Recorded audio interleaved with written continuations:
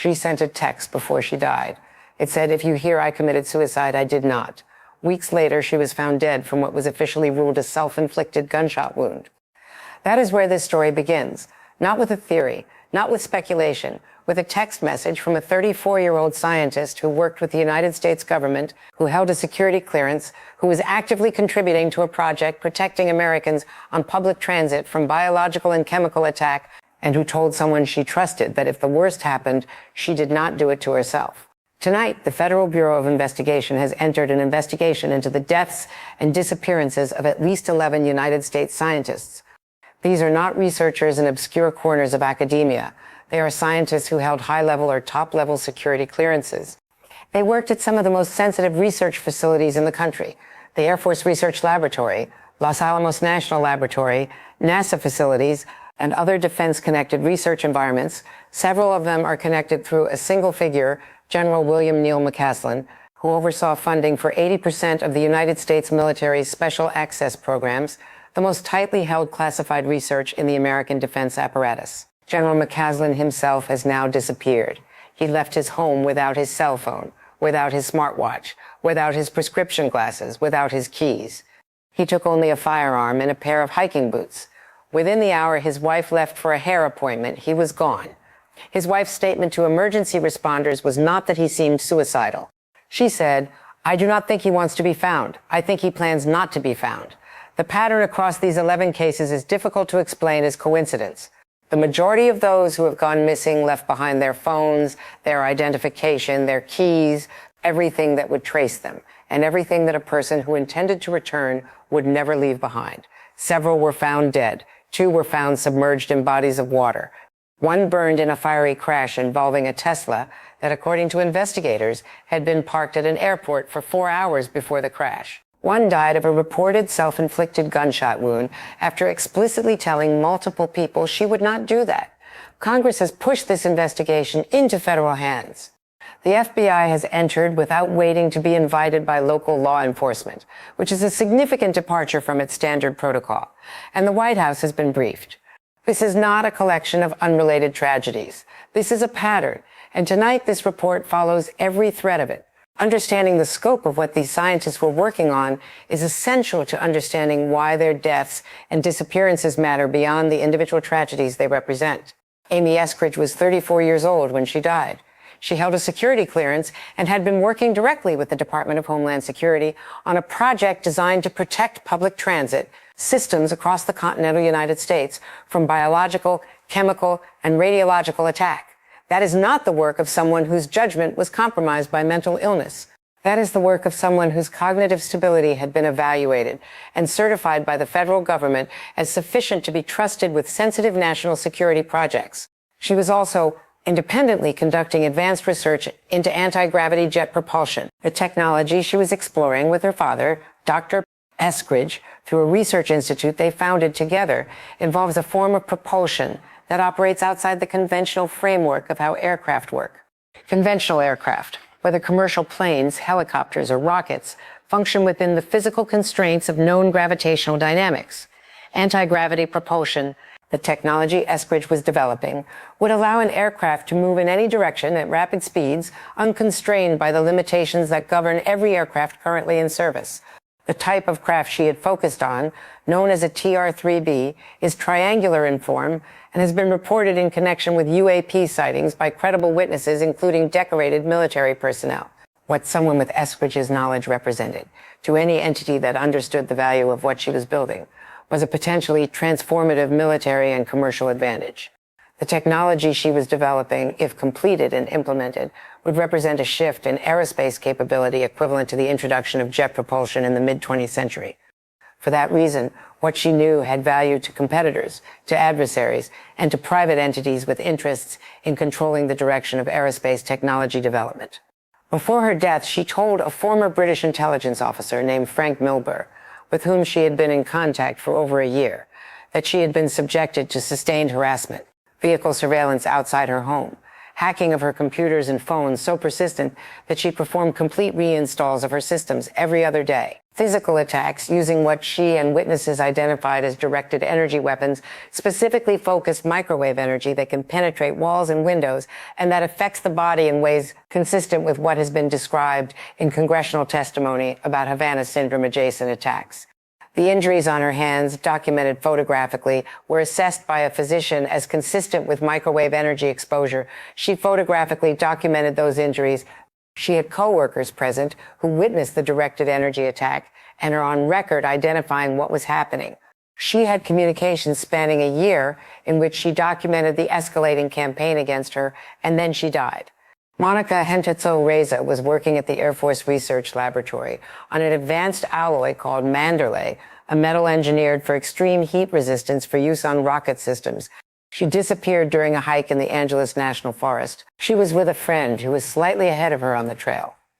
The friend turned back. Reza waved and smiled. The friend turned back again minutes later. Reza was gone. No trace was found despite extensive search operations.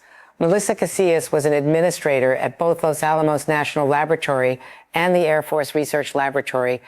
She delivered a sandwich to her daughter for lunch, returned home, told family she would work from home, and was captured on surveillance camera walking briskly away from her home in New Mexico, carrying no phone, no keys, no identification. Her work phone and her personal phone, both of which she left behind, had been factory reset before she left. Every contact, every communication record, every piece of digital history had been wiped from both devices before a woman who everyone who knew her says would never willingly leave simply walked away and was never seen again. A shoe that may have been hers was found near a canyon.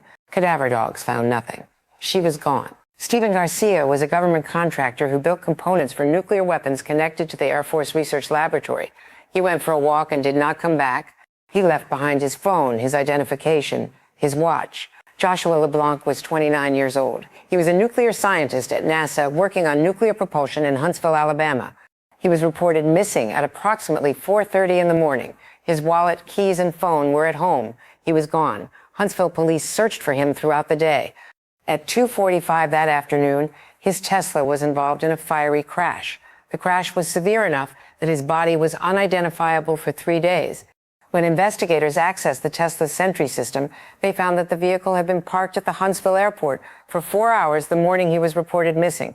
Matthew Sullivan was 39 years old, a former United States Air Force intelligence officer. He was scheduled to testify at a whistleblower hearing on Capitol Hill, a congressional session focused specifically on UAP intelligence within the military. He died before he could testify. The circumstances of his death are being questioned by people who knew him. This is what the FBI has entered. The connections that link these individuals are not superficial. They are institutional, geographic, and personal, and they converge on a figure who may be the most significant missing person in the entire cluster, General William Neil McCaslin.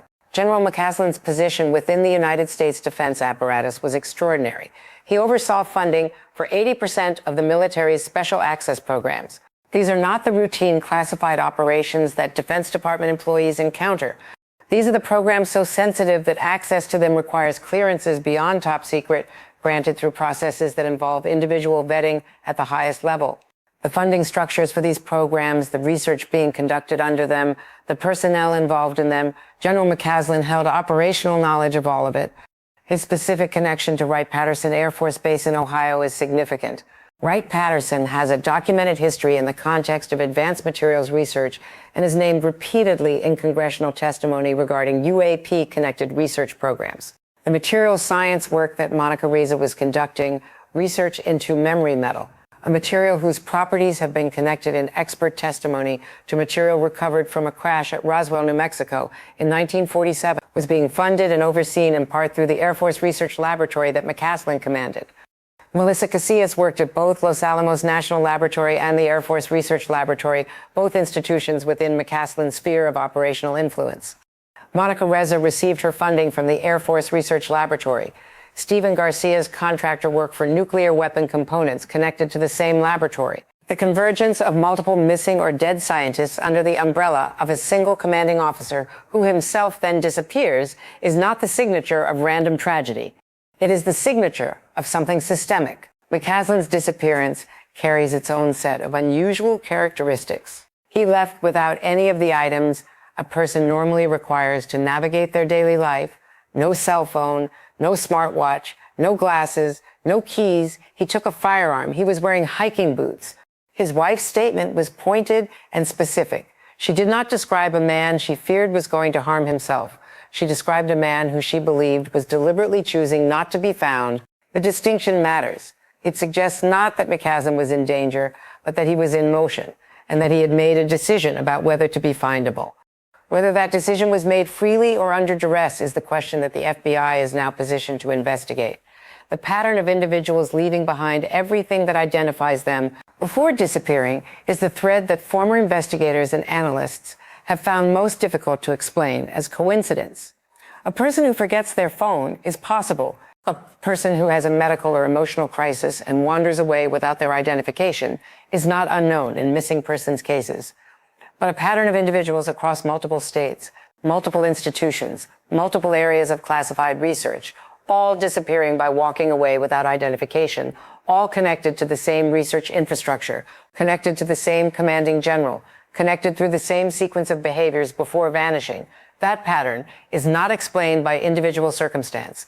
Subscribe right now because this story is evolving faster than any single report can cover. New developments are emerging, and you need to be here when the next one lands. The directed energy weapon dimension of this investigation is the element that many people find most difficult to engage with. And it is the one that demands the most careful and specific treatment because it is documentably real. Directed energy weapons are not science fiction. They are documented military technology. A Russian operative was apprehended in the United States with a directed energy weapon device. That apprehension was disclosed in a congressional hearing in 2024. The device, as described in that testimony and in subsequent expert analysis, functions by emitting focused microwave energy. The emitter can be mounted in a vehicle. The power source is portable. The range can extend from 50 to over 100 meters. The beam penetrates conventional building materials, including drywall and glass. When directed at a human target, the focused microwave energy affects the central nervous system, causes gastrointestinal disruption, affects the spine, and produces burns and tissue damage consistent with microwave exposure. This is what Havana syndrome, the condition reported by dozens of American diplomats and intelligence officers stationed at the United States Embassy in Havana, Cuba, and subsequently at other locations around the world, is believed by many researchers to represent. The acoustic component that some Havana syndrome sufferers describe is one variant of directed energy weaponry. The thermal effects Eskridge documented belong to a related but distinct category of weapon. The forensic logic of directed energy weapon use against Amy Eskridge is specific, and it follows the pattern that counterintelligence professionals recognize as consistent with state or state-adjacent actor harassment campaigns. The harassment began with vehicle surveillance establishing a pattern of life, where she was at what time, where she worked, where she spent time at home. It progressed to hacking, requiring her to perform complete reinstalls of her digital devices every other day. It escalated to directed energy attacks that were documented through photographs of the injuries, witness testimony from coworkers who were present during the attacks and identified the weapon type on camera, and physical evidence assessed by a physician as consistent with the described weapon. This is not a pattern that an individual criminal generates. The scale of resources required to maintain multi-year surveillance, to conduct systematic hacking, and to deploy directed energy weapon equipment in a coordinated campaign against a single scientist is the footprint of a state-level or large organizational actor. Former intelligence officers who have addressed this case have noted that the operational sophistication on display, the ability to conduct a years-long harassment campaign while evading counterintelligence detection, is consistent with either a foreign intelligence service, a private actor with state-equivalent resources, or an insider element with access to the tools and tradecraft of an intelligence service. The possibility that a foreign entity, specifically Russia or China, is engaged in a systematic program of identifying, surveilling, and eliminating American scientists working in classified aerospace and defense research is not a fringe theory. It is a conclusion that follows from the documented capabilities of those entities, the documented pattern of their behavior in prior espionage and intelligence operations, and the specific profile of the scientists who are dead or missing.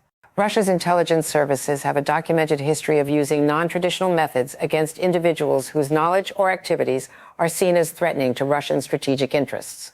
The poisoning of defectors with substances so exotic that they could only originate from state-controlled programs, the assassination of journalists and opposition figures, the deployment of electronic and energy-based weapons against diplomatic targets. All of these are documented, not alleged.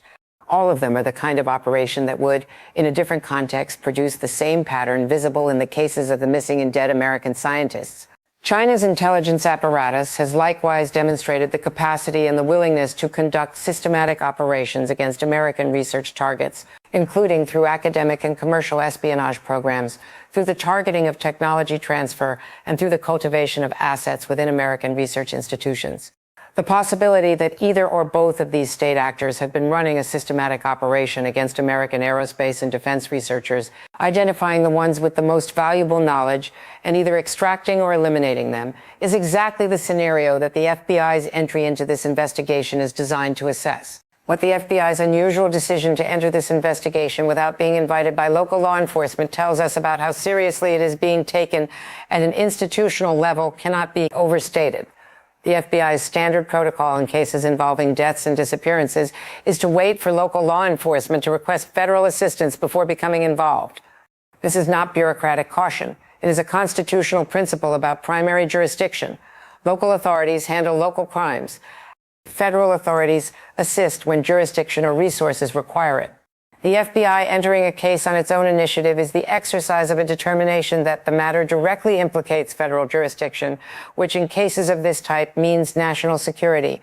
An FBI assistant director level engagement with a cluster of connected disappearances and deaths of scientists holding top-level security clearances is a signal. It says that the institution's senior leadership has assessed this pattern as requiring federal investigative resources and federal legal authority, not because local law enforcement has failed, but because the scope and nature of what may be happening exceeds what any local jurisdiction can properly address. Congress has been the driving force behind this escalation. Representatives Tim Burchett and Eric Burleson have been vocal in calling for federal investigation into this pattern. Congressional pressure on the FBI is a legitimate exercise of oversight authority, and when that pressure is combined with the FBI's own national security assessment of what the pattern represents, the resulting investigation carries the weight of both political accountability and institutional mandate. The families of many of the missing and dead scientists have not spoken publicly. That silence is itself a data point. Former British intelligence officer Frank Milburn, who was specifically designated by Amy Eskridge as the person to bring her evidence forward if anything happened to her, has noted that families connected to these cases are afraid. They do not want to draw attention. They do not want to be part of the investigation's public face. Whether that fear is rational, whether there is a specific threat that has been communicated to these families, or whether the fear is the intuitive response to watching the people they love disappear or die under circumstances that were never adequately explained, is not something that can be assessed from available information. What the silence of families in connection with this many individuals in this many separate cases across this many separate states represents is an unusual and consistent pattern that experienced investigators find significant. Families who have lost someone to an accident grieve. Families who have lost someone to suicide grieve and often are willing to discuss what happened. Families who believe something happened that cannot be safely discussed often go quiet. The consistency of this quiet across the connected cases is one of the patterns the investigation will examine. Luisa Elizondo, whose name has emerged in connection with UAP disclosure efforts and who has first-hand knowledge of the government's investigation of unidentified aerial phenomena, has addressed the pattern of the missing and dead scientists. His involvement in the public conversation represents the intersection of the transparency advocacy community and the specific cases of individuals who were working in areas directly connected to the research that UAP disclosure advocates have been trying to surface for years. The connection to UAP research is not a distraction from the seriousness of what has happened to these individuals. It is context for why the knowledge they possessed had the value that it did. Crash retrieval programs, reverse engineering of non-human technology, the development of materials and propulsion systems that exceed anything currently acknowledged in the public domain. If any component of this is real, and congressional testimony from credible military witnesses suggests that some component of it is, then the individuals working in these areas possess knowledge of incalculable strategic value. That value creates motive for the kind of operations that the pattern of deaths and disappearances suggests. 11 scientists. At least 11. Scientists connected to the most sensitive research facilities in the United States. Connected to classified programs overseen by a general who has himself now disappeared. Several of them dead under circumstances that were officially closed as accidents or self-inflicted deaths. Several of them simply gone, having walked away from their lives, leaving nothing behind that could identify or trace them. The FBI is investigating. Congress is demanding answers. A former British intelligence officer is on the record with documentation from one of the dead. And the question that this country needs answered is simple. What happened to them? And who made it happen?